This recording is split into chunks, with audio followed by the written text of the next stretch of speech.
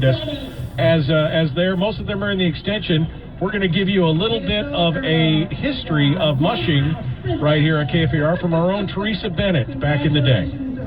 Dog mushing is Alaska's state sport.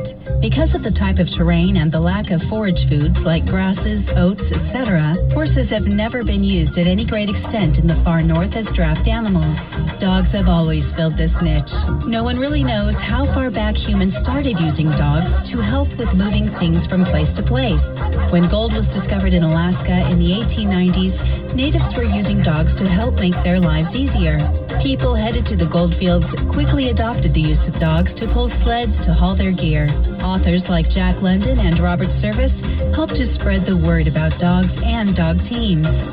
Sled dogs have coexisted and cooperated in partnership with humans for many thousands of years in the northern regions of North America and Siberia. Archaeological evidence puts the earliest date at over 4,000 years ago.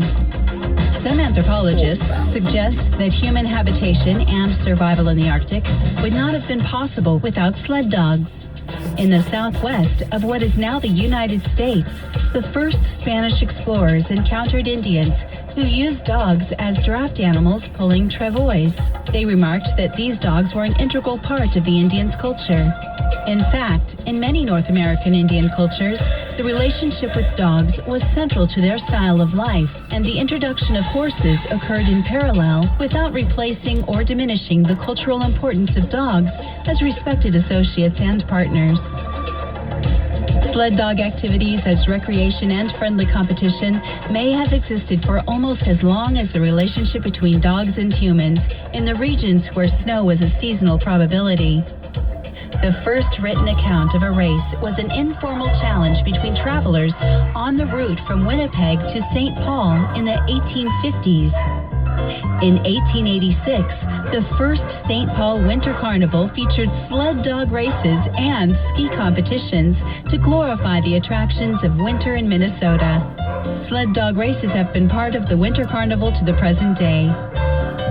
The most memorable event was the 1917 race from Winnipeg to St. Paul, on which a recent Walt Disney movie, Iron Will, was loosely based. In reality, the race that year was won by Albert Campbell, a Métis from The Pas, Manitoba, followed by his brother in second place. At the turn of the century, the attention of the outside world had been drawn to the gold rush to the far north, Alaska, and the Yukon. The first major sled dog races to receive worldwide attention were organized in Nome, Alaska, as the All-Alaska Sweepstakes. Scotty Allen was a Scotsman who had come to North America as a handler for workhorses, and then he joined the prospectors in the Klondike as a dog musher, freighting supplies into the remote mines and camps.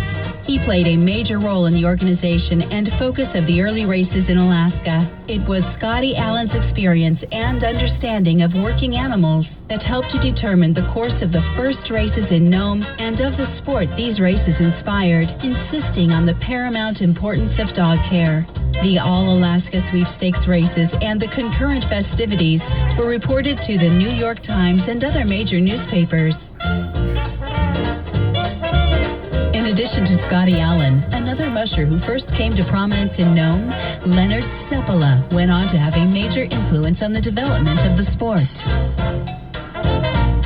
More coverage of the Open North American Championship sled dog race after this.